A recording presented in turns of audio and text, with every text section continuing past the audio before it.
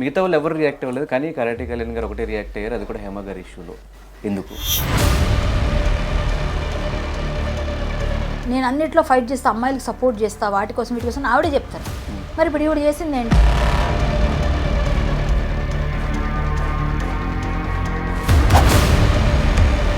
ఈ విషయంలో బాధ్యత కంటే ఏదైనా టిట్ ఫర్ టాట్ ఒకప్పుడు నన్ను అన్నారు కదా, ఈసారి ఇప్పుడు ఏం దొరికారు.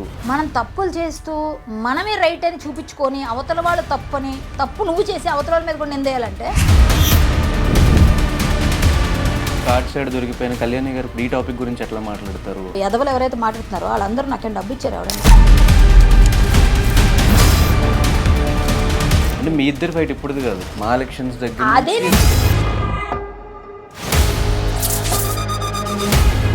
మీ ఇద్దరికి పర్సనల్గా డ్రెస్సుల దగ్గర నుంచి ఏదైనా సరే ఒకటి చేస్తున్నప్పుడు మనం సవ్యంగా ఉండి చెప్పాలి.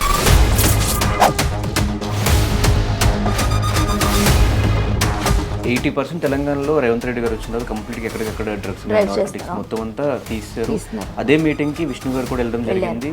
అక్కడి నుంచి వచ్చిన తర్వాత మీ ప్యానెల్లో ఏమైనా డిస్కషన్స్ అయింది?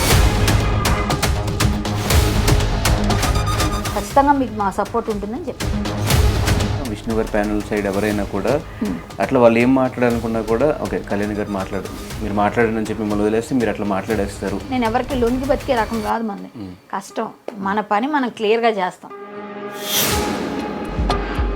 ఎవరు రియాక్ట్ అవ్వకుండా ప్రతి ఇన్సిడెంట్ ఫస్ట్ మీరే రియాక్ట్ అవుతున్నారు. కాస్టింగ్ కౌచ్ నుంచి ఇప్పటిదాకా ఎప్పుడైనా వాళ్ళందరికీ ఏం లొసుగులు ఉన్నాయి, వాళ్ళు బయటపడతారని ఎవరు రారు. సినిమాల్లో కనిపించట్లేదు ఎందుకు? దానికి రీజన్ ఒకవేళ ఆ టైంలో మా ఎలక్షన్స్ చిరంజీవి గారికి కానీ ప్రకాష్ రాజ్ గారి ప్యానల్కి కానీ ఆపోజిట్గా నుంచోవడం అదేమన్నా రీజన్?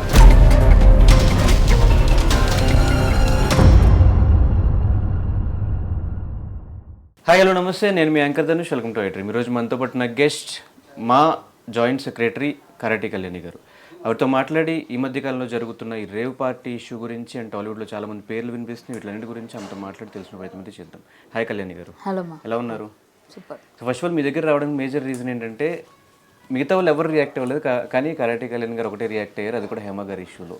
ఎందుకు? నేను హేమ గారు ఉన్నారని రియాక్ట్ అవ్వలేదు. ఫస్ట్ యాక్చువల్గా నాకు పార్టీలన్నా ఇలాంటివి జనాల్ని చెడగొట్టి యువతను చెడగొట్టి ఇట్లాంటివి కొంచెం సోషల్ కాజెస్ కోసం ఫైట్ చేస్తుంటా కదా, నాకు కొంచెం సమాజం పైన కొంచెం ఎక్కువ ఏంటంటే బాధ్యత నాకు కూడా ఉంది అని ఫీల్ అవుతుంటాను కొన్నిట్లో. కాబట్టి ఎవరు అనకపోయినా ముందెళ్ళి మాట్లాడేసి తిట్టేవాడు తిడుతూనే ఉంటాడు. తిట్టినా వాడేవాడు నాకేం పెట్టడు, వాడేవాడు నన్ను చూడడు, వాడేవాడు నాకు చేయడు. నేను నా పని నేను సిన్సియర్గా చేస్తున్నాను అంతే, ఇది నా పని. ఎవరికైనా సరే నేనే ఫస్ట్ రియాక్ట్ అవుతుంది, మీరు చూడండి కావాలండి. ఈ ఒక్క ఇష్యూ కాదు కదా. కానీ యాక్చువల్లీ ఈ విషయంలో బాధ్యత కంటే ఏదైనా టిట్ ఫర్ టాట్ ఒకప్పుడు నన్ను అన్నారు కదా, ఈసారి ఇప్పుడు ఏం దొరికారు, అట్లా ఏమన్నా అనిపించింది? అలా కాదు, టిట్ ఫర్ టాట్ నన్ను ఒక్కళ్ళే అంటే అనుకోవచ్చు, ప్రపంచాన్ని అందరినీ అంటుంది ఆవిడ. పోనీ ఎవరిని అనలేదో చెప్పండి. ఒక రాజేంద్ర ప్రసాద్ గారిని అడిగించలేదా, శివబాలాజీని కొరకలేదా, లేకపోతే నరేష్ గారి మీద నా మీద కేసు పెట్టారని హల్చల్ చేయలేదా, డ్రగ్స్ ఏదో ఇక్కడేదో పబ్లో ఏదో రైడ్ అయింది, ఇక్కడ రాడిసన్లు అంటే వెళ్ళి మీడియా మీద అందరి మీద అరవలేదా, పోలీసుల మీద నాకు అది చేశారు, ఎక్కడ ఆవిడ చేయలేదో చెప్పండి. అప్పుడు నేను ఒక్కదాన్ని అంటే అందరికీ ఉంది కదా ఆవిడ మీద. ఎప్పుడు మనము చేసే పనిలో చిత్తశుద్ధి పని చేస్తే దేవుడు కూడా సహకారం అందిస్తాడు. మనం తప్పులు చేస్తూ మనమే రైట్ అని చూపించుకొని అవతల వాళ్ళు తప్పని, తప్పు నువ్వు చేసి అవతల వాళ్ళ మీద కూడా నిందేయాలంటే ఇలాంటివి జరుగుతాయి. నేను ఆవిడ టిట్ ఫర్ టాట్ అని అన్ను, ఎందుకంటే ఒక ఆడపిల్ల బాగుండాలనే కోరుకున్నాను. కానీ ఆవిడకి ఈరోజు వచ్చిన రిజల్ట్ ఏంటంటే, నేను నిన్నటి వరకు ఆవిడ డ్రగ్స్ తీసుకుంది నేను నమ్మలే. బాగుండేదో తాగుతుందేమో లేక జస్ట్ అందరూ జనరల్గా ఇప్పుడు సోషల్గా డ్రింక్ చేస్తారు కదా, అట్లా ఏదైనా ఉండొచ్చు అనుకోండి. అంటే మీరు దేనికి రియాక్ట్ అయ్యి డ్రగ్స్ తీసుకున్నారేమో అనా, లేదంటే అసలు ఆ రేవ్ పార్టీకి వెళ్ళారని రియాక్ట్. నేను రేవ్ పార్టీ, నేను ఆవిడని కాదండి, నేను పార్టీలు పబ్బులు ఎప్పుడు పబ్బుల మీద ధ్వజెత్తుతాను చాలాసార్లు. మీరు అన్నీ అబ్జర్వ్ చేయండి. పార్టీలు ఇలాంటి సోషల్ గ్యాదరింగ్స్ అంటే చేయొచ్చు, ఎలా ఎంతవరకు పిల్లలు చెడిపోయే వరకు. మనల్ని చూసి ఎవరైనా సినిమా వాళ్ళు అనగానే ప్రభావం ఉంటుంది, వీళ్ళందరూ ఆ పార్టీ ఈ డ్రెస్ అట్లా మనం అన్నీ కూడా కొంచెం చూసుకోవాలి కదా. ఇది చేయకుండా ఇష్టం వచ్చినట్టుగా వీళ్ళు ఏదేదో పెట్టేస్తే ఆటోమేటిక్గా ప్రాబ్లమ్సే వస్తాయి కదా. ఆవిడకి అదే అయింది. ఇప్పుడు ఆవిడ, నేను చెప్తాను, నేను అన్నిట్లో ఫైట్ చేస్తా, అమ్మాయిలకు సపోర్ట్ చేస్తా, వాటి కోసం వీటి కోసం ఆవిడే చెప్తారు. మరి ఇప్పుడు ఈవిడ చేసింది ఏంటి అని నన్ను అడిగాను. నేను నువ్వు చేసింది ఏంటి, నా వెనకాల ఉన్న మచ్చ నేను చూసుకోను కదా మాట్లాడాలి, అది నువ్వు చేయలేదని ఒక వీడియో పెట్టాను. సింపుల్. నేను ఆవిడ టిట్ ఫర్ టాట్ ఎప్పుడు నన్ను అనడానికి ఒకటి చెప్తానండి, నేనేదో కార్డ్స్ ఆడాను చిన్నది, కార్డ్స్ అంటే 1 0లో ఉంటే 1 నెంబర్ వేసుకోండి పోనీ, అది కూడా తప్పే. ఇది 100లో ఉంది, డ్రగ్స్ అనేది. దీనికి దానికి ఎక్కడ పోలిక పెడతారు మీరు? నేను కార్డ్స్ మా ఇంట్లో అందరితో ఆడుకుంటాం. మనం ఏదైనా సరే ఒకటి చేస్తున్నప్పుడు మనం సవ్యంగా ఉండి చెప్పాలి. నేను ఆడాను, అది ఎప్పుడైతే నాకు జరిగిందో తర్వాత నేను ఎప్పుడు వెళ్ళలేదు. వెళ్ళినా అది కమెంట్స్ కూడా ఒకప్పుడు కార్డ్ సైడ్ దొరికిపోయిన కళ్యాణి గారు ఇప్పుడు ఈ టాపిక్ గురించి ఎట్లా మాట్లాడతారు? వస్తున్న ఏమండి, కార్డ్స్ ఆడితే ఇంట్లో ఆవిడ ఆడుతుంది. ఇదే హేమ బెంగళూరులో క్లబ్స్కి వెళ్ళి ఆడింది ఆమె. నేను కూడా క్లబ్స్కి వెళ్ళి ఆడేది. బెంగళూరులో ప్యాక్ ఆట ఆడడం అనేది మా ఇంట్లో మేము అందరం కలిసి ఆడుకుంటామండి. మాకు చిన్నప్పటి నుంచి మా ఊర్లో ఒక పండగ వస్తే అదే మాకు ఎంటర్టైన్మెంట్. మా అలవాటు పని తప్పే సరే, నాకు అది తప్పైనా అదే ఒప్పని నేను చెప్పట్లేదు, నేనేం అనట్లేదు. నేను తప్పు చేయలేదు అనలేదుగా. నేనే దొరికినప్పుడు కూడా నేనే లేను అక్కడ, నేనేం బొకాయించలేదుగా, నేను అబద్ధాలు ఆడలేదుగా. నేను జెన్యూన్గా నేను వెళ్ళాను, నన్ను ఇరికించారు. అది తప్పు నాదున్నా లేకపోయినా అక్కడ ఉన్నాను ఆ ప్లేస్లో, కాబట్టి నేను తప్పు చేయలేదని నమ్మరు. నేను ఆడాను అని అన్నారు. నేను ఆడినా ఆడకపోయినా నన్ను ప్యాకాట ఆడావు, ప్యాకాట ఆడడమే ఎంత తప్పు అన్నప్పుడు మరి డ్రగ్స్ అయితే ఇంకెంత తప్పు జనరల్గా.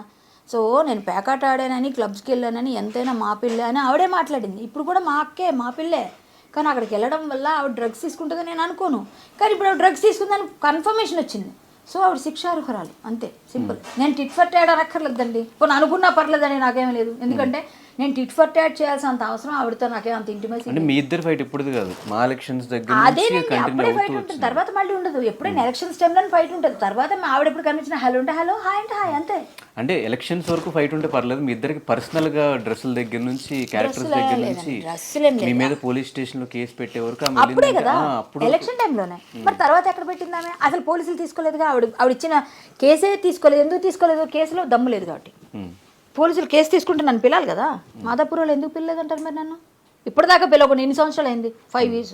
ఇంతవరకు పిలవరా చెప్పండి? కేసు తీసుకోలేదు ఫస్ట్ ఆఫ్ ఆల్. ఈవిడ వెళ్ళి 4 కెమెరాల ముందు హడావుడి చేసింది అంతే. అప్పుడు ఈవిడ పని అదేనండి, ఎప్పుడు అటెన్షన్ సీకింగ్, దానికోసం ఏదో చేస్తూ ఉంటుంది. అలా చేసింది. అలాంటి వాటిలో నేను కొంచెం నువ్వు నాకు చెప్పేదండి అనే టైపు నేను ఉంటా.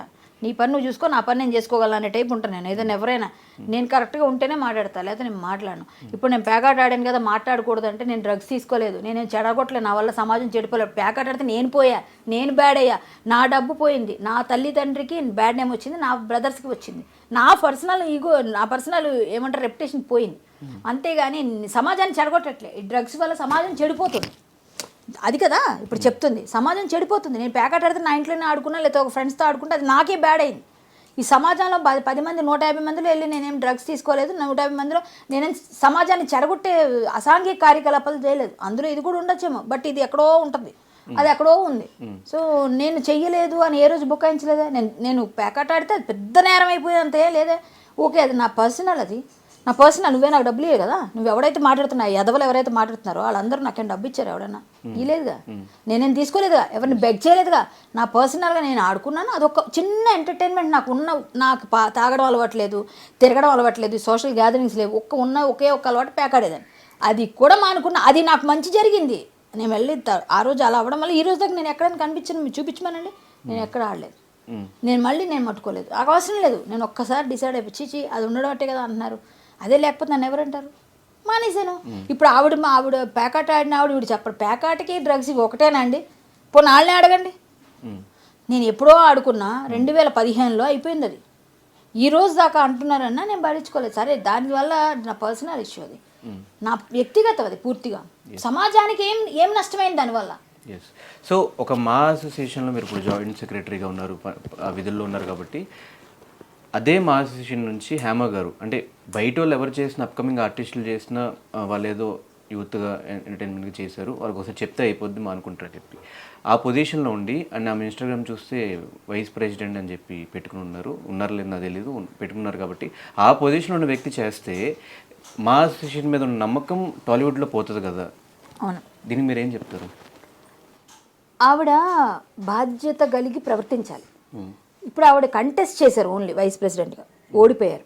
ఇప్పుడు లేరు. ఇప్పుడు ఆవిడ కాదు పృథ్వీ గారు ప్లస్ మాదాల రవి గారు వైస్ ప్రెసిడెంట్. మాకు ఆవిడ ఓడిపోయారు. ఆ ప్యానల్లో ఉన్నారు. ఏదైనా వాళ్ళు చాలా వరకు రిజైన్ చేశారు. కొంతమంది పోస్టులు వచ్చేసాయి. ఇలా అందరూ మరి నెక్స్ట్ ప్లేస్లో ఉన్న వాళ్ళకి ఇచ్చేశారు. సో అది కంటిన్యూ అవుతుంది ఒక ప్యానల్ మాది. అందులో ఈవిడ వైస్ ప్రెసిడెంట్గా చేసి ఓడిపోయిన ఆవిడ వైస్ ప్రెసిడెంట్ ఎలా పెట్టుకుంటారు? అది ఫేకే కదా, అది ఫాల్సే కదా. సో అది కూడా తప్పే, అది కూడా చేయకూడదు. ఇప్పుడు అది కూడా తప్పుడు ఇదనమాట. ఇన్స్టాగ్రామ్లో మా అసోసియేషన్ వైస్ ప్రెసిడెంట్ని ఎలా పెడతారు? అది తప్పు, ఆవిడ చేసిన పని చాలా ఫేక్ అది. అలాగే మొన్న అక్కడ ఉండి నేను ఇక్కడ లేను, నేను మా ఇంట్లో ఉన్నాను, ఫామ్ హౌస్లో ఉన్నానని ఒక ఫాల్స్ ఫేక్ వీడియో పంపించడం, దానివల్ల ఆవిడ దొరికారు యాక్చువల్గా. అది కానీ ఆవిడ పెట్టకపోతే పోలీసులు కూడా కాముగా ఉండేవాళ్ళేమో. ఎందుకంటే ఇవిడ ఉందని తెలిసింది బయటికి, ఇవిడ లేదని చెప్తున్నాను కానీ వాళ్ళకి కూడా కోపం వస్తుంది కదా. ఇక్కడే ఉండి మాదిపులో ఉండి మీరు లేమని ఎట్లా చెప్తారో వాళ్ళు ఫోటో కూడా రిలీజ్ చేశారు. సో విషయం అంతా ఆవిడంతటా ఆవిడే గొయ్యి తీసుకొని దానిలో దూకుతాను దూకేసింది ఆవిడ. అది విషయం. అన్ని ఫాల్స్. ఇంకెవరి మీదైనా ఎలా ఉంటుంది నమ్మకం? ఆవిడ మీద ఇండస్ట్రీ అందరి మీద ఎందుకు ఉండదండి? ఉంటుంది. మా అసోసియేషన్ మీద ఏమి దీన్ని పడే మత్స్యం పడడానికి ఆవిడ నిజంగా వైస్ ప్రెసిడెంట్ అయితే పడేది కాదు కదా. ఆవిడ కానప్పుడు ఆవిడంతటా ఆవిడే పెట్టేసుకొని ఫేక్గా పెట్టుకుంటే మా అసోసియేషన్కి ఏమవుద్ది? ఒకవేళ కాకపోయినా ఒక ప్యానల్ మెంబర్ ఆపోజిట్ లో ఉన్న ఎక్కడ ఉన్నా కూడా ఒక ప్యానల్ మెంబర్గా ఆవిడ ఒక మెంబర్ అండి ఆవిడ. ఒక మెంబర్గా ఉన్నా కూడా ఇలాంటిది చేసినప్పుడు మళ్ళీ ఆవిడని రిపీట్ చేస్తే రేపొద్దున ఆవిడకి ఏదైనా పనిష్మెంట్ విష్ణు గారు వచ్చాక ఇస్తారా లేదన్నా చూడాలి. విష్ణు గారి దృష్టికి ఇక్కడ వెళ్ళిందని అనుకోవట్లేదు, ఎందుకంటే ఆయన బాగా బిజీ ఉన్నాడు. కేన్స్ ఫెస్టివల్లో ఉన్నారు, ఆయన ఫిల్మ్ ఫెస్టివల్లో ఉన్నారు. అక్కడి నుంచి వచ్చిన తర్వాత డెసిషన్ తీసుకుంటారు డిసిప్లినరీ కమిటీతో కలిపి. అంతకుమించి ఇంకేమీ నాకు తెలిసి హేమ విషయంలో ఏమవుతుంది అన్నది తెలియదు ఇంకా. అంటే ఈ హేమ విషయం కాదు, ఈ ఇన్సిడెంట్ మీద ఏమన్నా మాలో డిస్కషన్స్ కానీ అయినాయి? ఇంకా ఇప్పటిదాకా కాలేదు. ఆయన ఉంటే అయ్యేవి. ఆయన ఉంటే మా అందరికీ మీటింగ్ కాల్ఫర్ చేసేవారు, జూమ్ అన్నా లేకపోతే డైరెక్ట్గా అన్నా మేమందరం వెళ్ళేవాళ్ళం. బట్ ఆయన లేడు కదా. ఆయన వచ్చిన తర్వాత స్టార్ట్ అవుతుంది. ఆయన వచ్చేస్తారు ఇంకో 3-4 డేస్లో మేబీ వచ్చేస్తారు. ఈ మంత్ ఎండ్కి వస్తారని నాకు కూడా వచ్చిన ఇన్ఫర్మేషన్. ఆల్రెడీ వచ్చేసింది ఎండ్కి వస్తారు. వచ్చిన వెంటనే స్టార్ట్ చేస్తారు, ఏదైనా మీటింగ్ పెడతారు, దానిపైన డిసిప్లినరీ కమిటీ ఏం యాక్షన్ తీసుకుంటారు. అది ఏ విధమైన యాక్షన్ ఉంటుందా, తీవ్రంగా ఉంటుందా, పార్షికంగా ఉంటుందో తెలియదు. అంటే 80% తెలంగాణలో రేవంత్ రెడ్డి గారు వచ్చిన తర్వాత కంప్లీట్గా ఎక్కడికక్కడ డ్రగ్స్ నార్కోటిక్స్ మొత్తం అంతా తీస్తారు. అదే మీటింగ్కి విష్ణు గారు కూడా వెళ్ళడం జరిగింది. అక్కడి నుంచి వచ్చిన తర్వాత మీ ప్యానెల్ ఏమైనా డిస్కషన్స్ అయినాయి గురించి? అంటే అక్కడ నుంచి ఆయన ముందు మన డిప్యూటీ సీఎంని కలిశారు, అలాగే సినిమాటోగ్రఫీ మినిస్టర్ కలిసి మేము మా వైపు నుంచి ఏం చేయమంటే చేస్తాం, సిద్ధం, మేము రెడీగా ఉన్నాం, మేము అలాంటి వాటిని ఎంకరేజ్ చేయం, వ్యతిరేకిస్తాం, ఖచ్చితంగా మీకు మా సపోర్ట్ ఉంటుందని చెప్పారు. వెళ్ళి అండ్ మీకు వచ్చిన ఇన్ఫర్మేషన్ ఏంటి నిన్న జరిగిన ఇన్సిడెంట్ రేవ్ పార్టీ మీద? వీళ్ళు వెళ్ళారన్నదే వచ్చింది అందరూ. ఎందుకండి వాళ్ళ ఆవిడ లేనంటున్నారు కదా, ఆవిడ సెల్ ఫోన్ టవర్ ఆ రోజు తీసుంటే అయిపోయేది, దొరికేస్తుంది ఎక్కడున్నారు అని లొకేషన్. సో అది చేయలేదు మన వాళ్ళు. చేసి ఉంటారుగా, అంటే ఇక్కడ వాళ్ళు ఎందుకు, అక్కడ కదా ఆవిడ ఉంది, కన్ఫర్మేషన్ ఉంది కదా వాళ్ళకి, ఎందుకు ఇంకా ట్రేస్ చేయాల్సిన అవసరం? ఇక్కడ వాళ్ళకి కన్ఫర్మేషన్ కావాలంటే వీళ్ళు చేసుకోవాల్సి. ఇక్కడ మనం ఎవరు చేయగలం? పోలీస్ తప్ప. పోలీస్కి అవసరం లేదు కదా, వాళ్ళు పంపిస్తారు అవసరం అయితే. సో ఇదంతా అవడం వల్ల ఇన్ఫర్మేషన్ వెళ్ళారు, అందరితో పాటు ఈవిడ ఉన్నారు అని తెలిసింది. ఇంకెవరున్నారు ఏంటని తెలియదు మనకి. ఈవిడ వెళ్ళడం నాకే నచ్చలేదు, ఎందుకంటే ఈ పార్టీలు అంటేనే నాకు చిరాకు, మామూలుగా కోపం వస్తుంది. ఇందులో ఈవిడ ఉన్నానని నాకు, అందుకే నేను రిలీజ్ చేశాను వీడియో. రేవ్ పార్టీ అంటే ఏంటి? రేవ్ పార్టీలు అంటే ఆల్మోస్ట్ వాళ్ళు అంటే మ్యాక్సిమం నాకే తెలీదు, విన్నదే, నేను ఎప్పుడు వెళ్ళలేదు, నాకు పార్టీల గురించి తెలియదు యాక్చువల్. నేను ఎప్పుడు వెళ్ళను ఇక్కడ, నాకు సోషల్ గ్యాదరింగ్స్ అవన్నీ ఉండవు. నేనంతా మనదంతా మాకు చిన్నప్పటి నుంచి వీటి అవగాహన లేదు. 24 సంవత్సరాల ఇండస్ట్రీకి వచ్చి నేను ఏ రోజు కూడా ఏ పార్టీలో కనబడను, ఇంత మందు కూడా ఇప్పటిదాకా నేను టచ్ చేయలేదు. నాకు తెలియదు, నాకు ఇష్టం ఉండదు. అంటే ఇష్టం ఉంటే ఏదైనా చేయొచ్చు, ఎవరన్నా ఇష్టం లేదు మనల్ని ఎవరు బాలంతా తీసుకెళ్ళి తాగిపిస్తారా, మనకి ఇష్టం ఉండదు. సో నాకు పార్టీ గురించి తెలియదు, కానీ అసాంఘిక కార్యకలాపాలు అన్నీ జరుగుతాయి ఆ పార్టీలను మాత్రం తెలుసు. అంటే ఇంకా దానికి విమర్శక్కర్లేదు కదా, ఇంకా అన్నీ జరుగుతాయి. సో అన్నీ జరిగే పార్టీ అది, వాళ్ళకి నచ్చింది వాళ్ళు వెళ్తున్నారు. నేను పొద్దున్న హేమ గారు రెస్పాండ్ అవుతా, నేను ఏ తప్పు చేయలేదు, నేను అందరికీ ఒకేసారి సమాధానం చెప్తా, అందరితో ఒకేసారి మాట్లాడతా, నన్ను ఇప్పుడు ఏం అడగండి, వాళ్ళు తీస్తున్నారు కదేవో, తీసిన తర్వాత నేను మాట్లాడతా అని చెప్పారు. ఎందుకు అంత ధైర్యంగా ఉన్నారంటే మీరేం చెప్తారు? పాపం ఏమో నాకు తెలియదండి. నాకు తెలిసినంత వరకు ఆవిడ అమాయకత్వం, అంతే. ఆవిడ అమాయకత్వం. పోలీసులు ఇప్పుడు పోలీసులు బయట పెట్టారు కదా, బెంగళూరు పోలీసులు ఆవిడ పేరు పెట్టారు కదా, ఆవిడ తప్పు చేయకుండా ఆవిడ పేరు ఎందుకు వస్తుంది? ఆవిడ డ్రగ్స్ తీసుకోకుండా లేని డ్రగ్స్ తీసుకుందని రాయరు కదండి. అది బ్లడ్ శాంపిల్ కదా, బ్లడ్లో ఉంటుంది కదా, బ్లడ్ నీదే కదా, వేరే వాళ్ళది కాదు కదా. పేరు కూడా మార్చేశారు, కృష్ణవేణి అని పేరుతో వెళ్ళారు ఆవిడ. ఆవిడ పేరు హేమ అని అందరికీ తెలుసు, ఇండస్ట్రీకి ఫేమస్ పేరు కాబట్టి ఆవిడ ఒరిజినల్ పేరు కృష్ణవేణి. ఆవిడ ఒరిజినల్ పేరు కృష్ణవేణి. సో ఆ కృష్ణవేణి పేరుతో వెళ్ళారు ఆవిడ, ఎందుకంటే ఎవరికి గుర్తుపట్టరని. అదే వాళ్ళు కన్ఫ్యూజ్ అయ్యారు, హేమ ఎవరు కృష్ణవేణి, అక్కడ ఉన్న వాళ్ళు ఎవరో హేమ ఉన్నారని. ఎలాగో లీక్ అవుతాయండి, లీక్స్ వచ్చేస్తాయి. సో అలా వచ్చేయడంతో నేను కాదు అది ఇది అని చెప్పేసి చెప్పారు.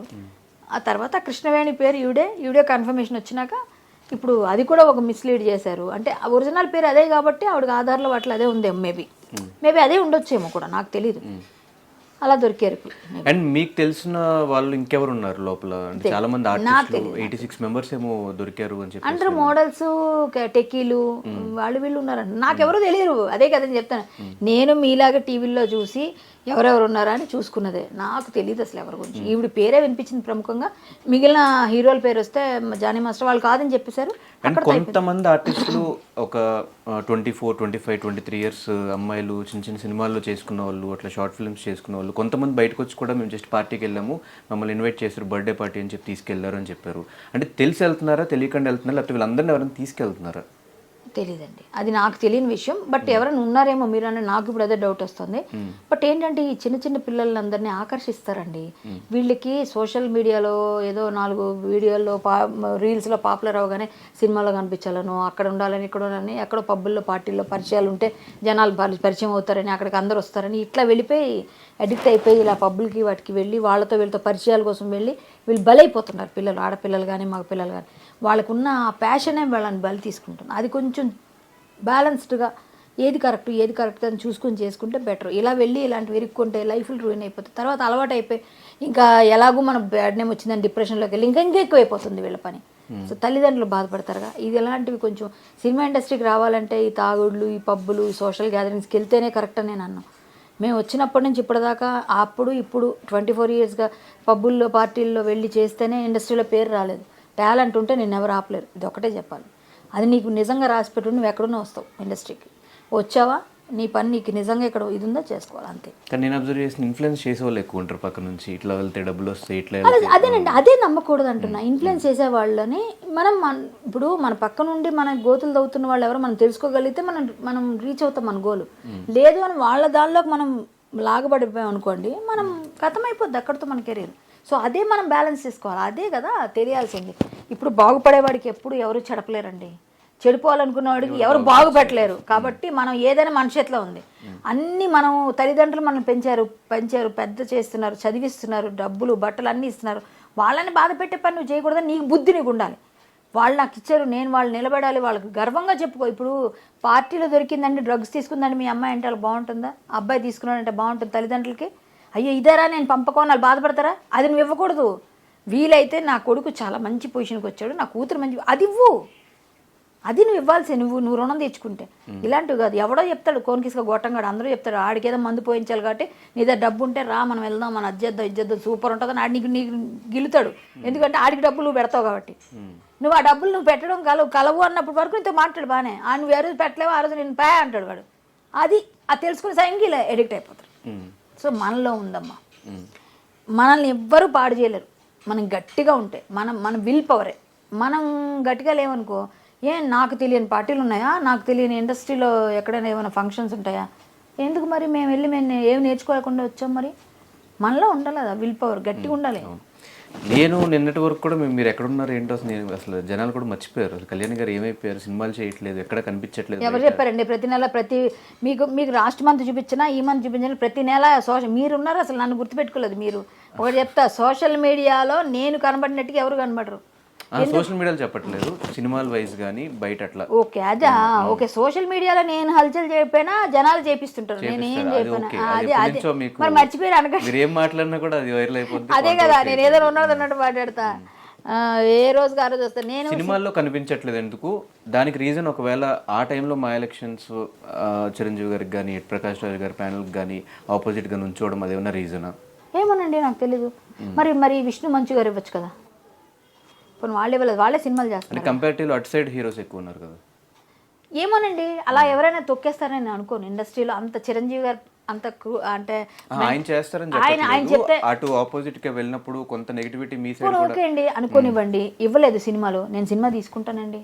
ఇవ్వద్దు నాకు, నేను సినిమా తీసుకుంటా. నా చేతనైంది, నా ఐఫోన్తో నేను సినిమా తీసుకుంటా. ఐఫోన్లో తీయొచ్చు కదా సినిమా, నిరూపించారు కదా. నా ఐఫోన్ ఉంది నా దగ్గర, హ్యాపీగా నేను సినిమా తీసుకుంటా. నా దగ్గర స్టోరీస్ ఉన్నాయి, నేను మంచి డైరెక్టరు, ఫ్యూచర్లో మీరు తెలుసుకుంటారు.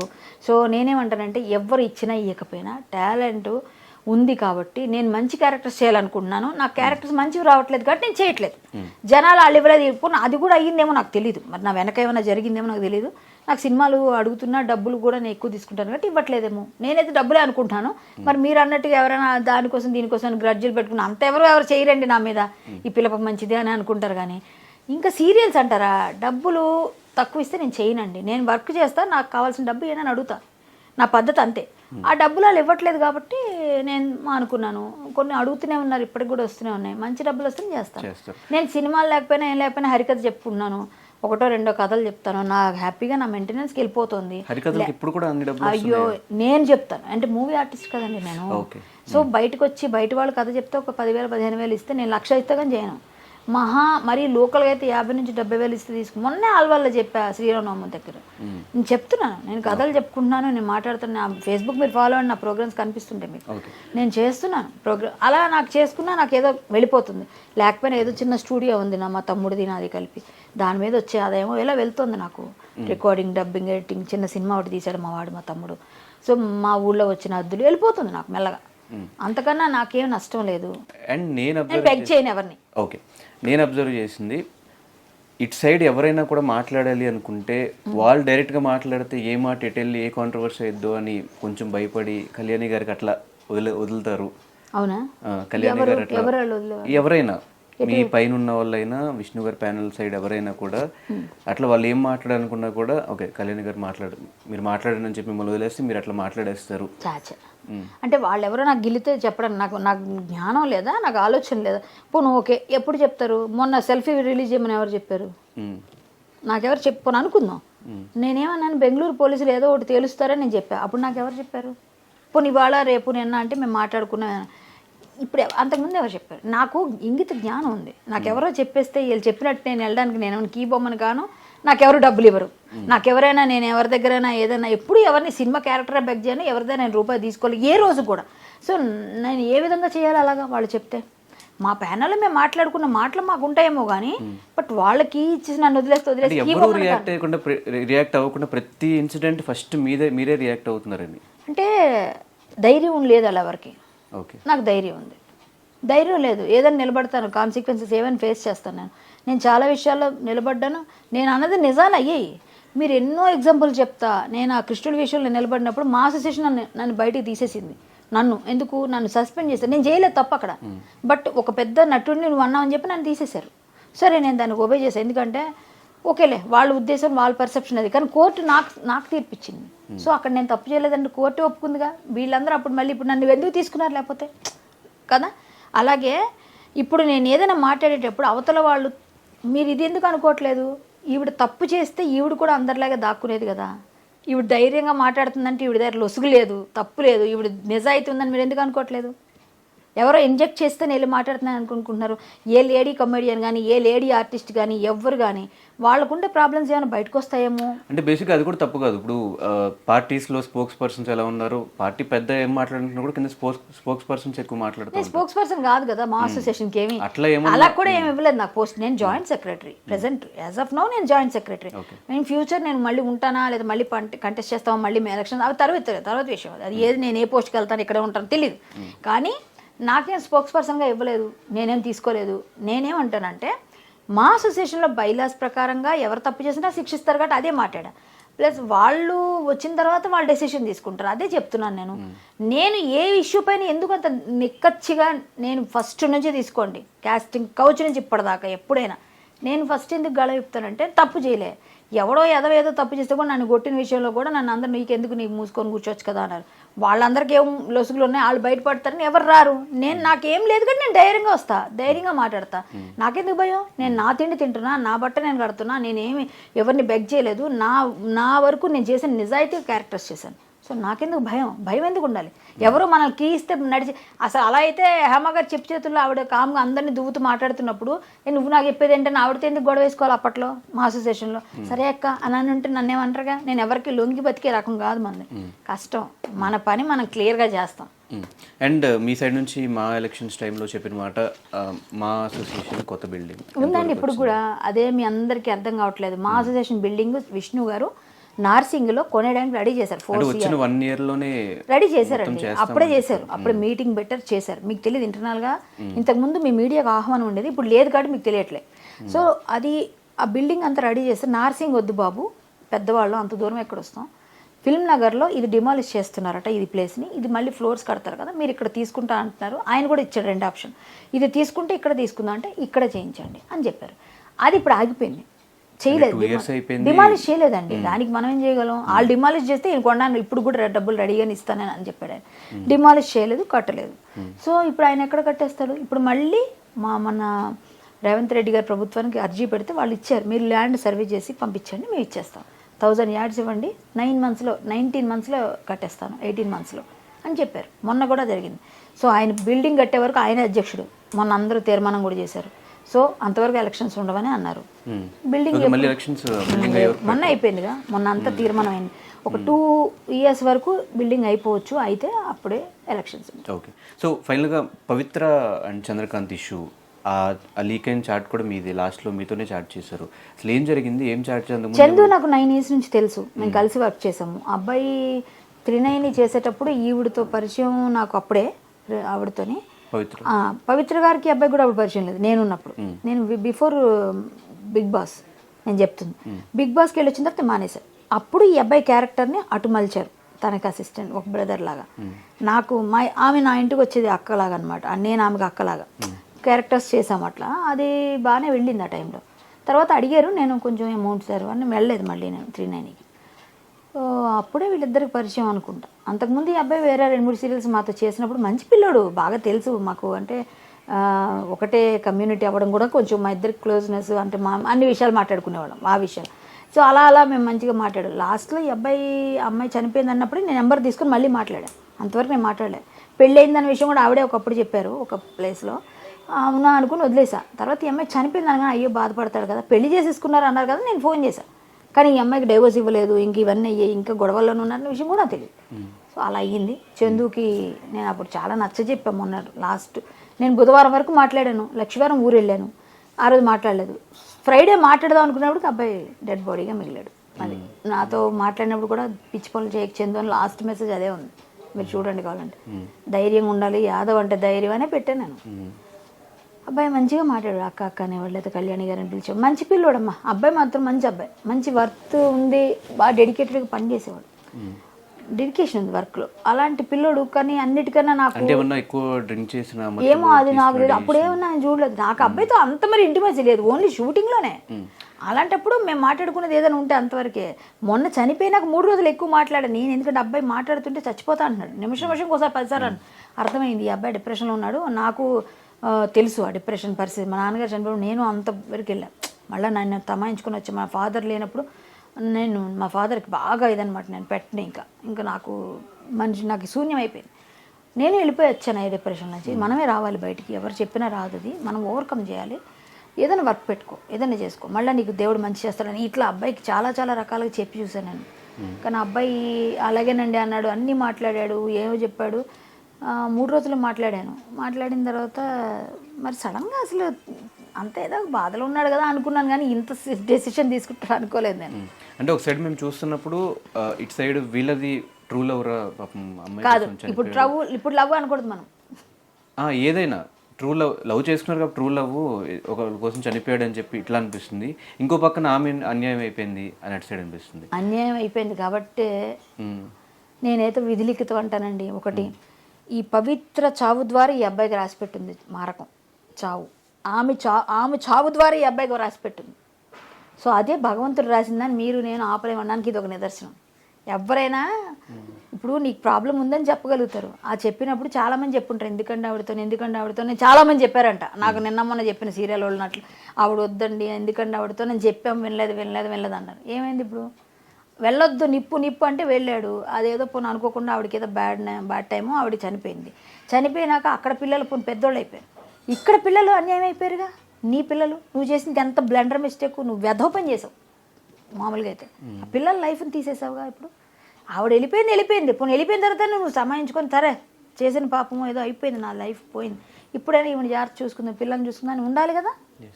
ఇది చేశాడు కాబట్టి అబ్బాయి చనిపోయినాక వాళ్ళ వైఫ్ వచ్చాక నాకు అనిపించింది. అంతవరకు 3 రోజులు మాట్లాడినప్పుడు ఇవన్నీ తెలుసుంటే చెడామడా తిట్టేదాన్ని నేను. నాకు తెలియదు, తెలుసుంటే నేను ఇంకా గట్టిగా తిట్టేద్దును. అబ్బాయి కూడా ఆ చనువు ఉంది కాబట్టి ఏమీ తెలియదు, కానీ నాకు తెలియదు. ఆ తర్వాత బయటకు వచ్చిన విషయం, ఆ వైఫ్ వచ్చి మాట్లాడడం, వాళ్ళ అమ్మ నాన్న చెప్పడం, అప్పుడు తెలిసింది. ఆల్మోస్ట్ అలా అయిపోయిందండి డివోర్స్ అన్నాడు. అయిపోయింది డివోర్స్ అని అడిగాను. పెళ్ళికి పిలిచాడు నన్ను, పిల్లలని చెప్పాడు, నీ పిల్లలు పెళ్ళికి వస్తాలని కామెడీ చేశాను, చనిపోయాడు. Thank you so much Kalyani garu. Okay, thank you.